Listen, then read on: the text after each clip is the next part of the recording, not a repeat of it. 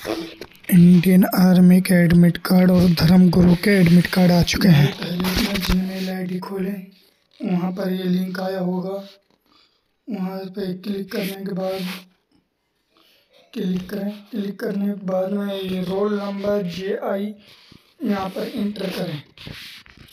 मैंने पहले से ही कॉपी किया हुआ है, मैं उसी को ही कॉपी कर रहा हूँ। इस तरह IRO लंबे वाला टेस्ट, फिर HAR, फिर टेस्ट IRO, फिर टेस्ट RGT, फिर टेस्ट 2023, टेस्ट 1000 पूरा 29। यहाँ पर फिर अपने डेट ऑफ बर्थ डालनी है। यहाँ पर जिसकी जो है वो डालनी है।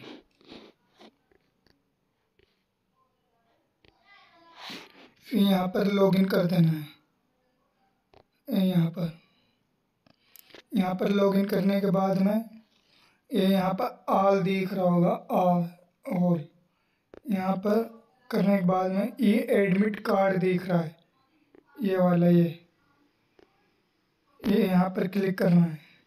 क्लिक करने के बाद में ये नीचे एडमिट कार्ड दिख रहा होगा, ये वाला,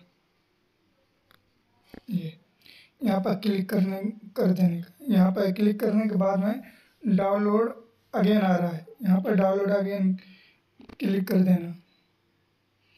करने के बाद में यहाँ पर अपनी PDF फाइल में खोल लेना, इस तरह खुल जाएगा।